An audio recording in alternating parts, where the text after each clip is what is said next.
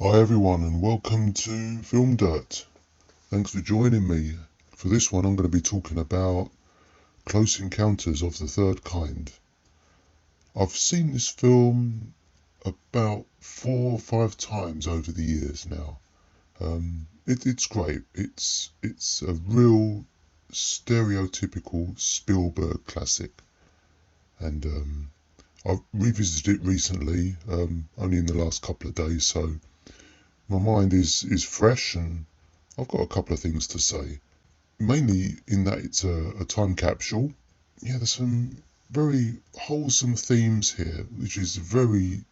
I mean, I mentioned stereotypical Spielberg. It is very stereotypical, and it's a family film with some charm.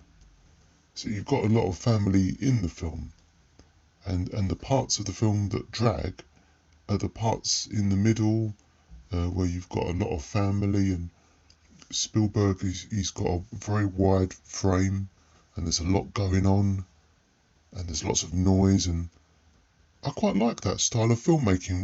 We've lost that in recent times, where there just seems to be a lot going on, and people talking over each other, so you can't quite hear. It almost draws you in because it seems like real life. It's a real family, and they're annoying, and you want to fast forward past the family scenes. I mean, it's all normal and doesn't seem like it's a load of actors talking on a set where everyone's suspiciously quiet so you can hear the dialogue. There's none of that here at times. That's the part that drags, and there are some long periods here that do drag, and it's usually the family parts where Richard Dreyfuss's character is maybe going a little bit crazy with visions that he's seen, and the bits about the government as well. I mean, there's a lot. I wouldn't say it's padding, but it's stuff that a lot of government technical stuff here that just washes over you. You just want to get on with the film. I know it's probably all valid, but that's not the interesting part of the film. Is it? It's the wonder and the spectacle, and we know that the authorities already know that they're hanging around. You've got various sightings, and that they've already set up a base, haven't they? They've got methods to communicate, and there's a big communication theme throughout the film.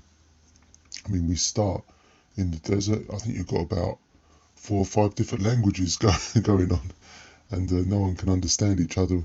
And the themes carry on throughout the film. At the end, we've got music that we use to somehow communicate to the aliens with, and sign language as well. So you can see what I mean by all the Spielbergian, if that's even a word, Spielbergian themes that make you sit up and possibly to soul search. And it's a feel good movie. And you've got family trying to get on and falling out with each other, and all these themes that we're all familiar with. I mean, there's a lot of it is a little bit hard to believe, and you can't keep your kids under control all the time, and one goes off wandering, and you just want to say, just keep hold of your kids and stop opening windows. And unbelievable things here where screws are unscrewing themselves, and it's all good stuff where you sit up and wonder at the spectacle, and it's good to watch with the kids. And the VFX of the UFOs, oh, it's all great. I don't think I watched a remastered version, but it's all great. It's all lensed well, and it all blends in to the scene. And you've got another typical Spielbergian trait is where you've got faces looking on in wonder, and the camera pans back. It all tells you what kind of film you're watching, and it's fantastic. I mean, it's one of those time capsule films, isn't it? It's all late 70s, and you know how things will be different now because everyone's got a camera. And it just lets you go back in time almost and see the simplicity of not only what filmmaking was and how, it's untechnical everything is. We're not really that scared of the aliens. You've got lots of people setting up ways to communicate, and we're there trying to speak to them, and they're here to speak to us. There's no violence, there's no tanks, there's no soldiers. So in that respect, maybe it isn't realistic, but that's the charm of it. It's all good stuff. It's a feel-good film for sure. The only problems that I said earlier is that it drags a little bit, and there's lots of family distractions from Richard Dreyfuss, and I often wonder why his family didn't join him at the end of the film. I know he's made a new friend, and she's got a son as well that ended up in the UFO, and he comes back unharmed. I mean, that's nice. But his family left him while he was going mad. So yeah, it just makes you wonder. His family should have stuck by him, and if he didn't go so mad, then maybe that would have happened. I think the parts where he did go mad, I don't think that was very realistic. Well, maybe I'm not an expert in that field, but he's seen UFO visions, isn't he, where he's slightly burned his face, and he's he can't articulate what's going on in there. So no, it depends what way you look at it, really, I guess.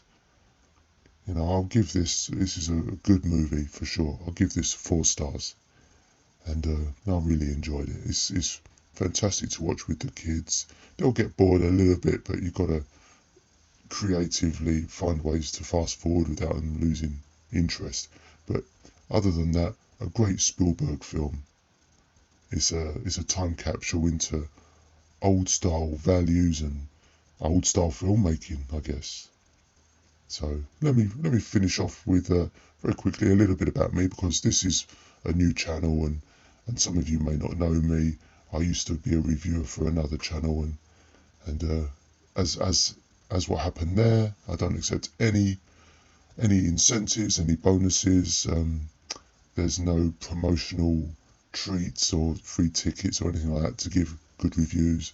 So thanks a lot for joining me. It was good speaking to you, and I'll speak to you again. All the best. Take care.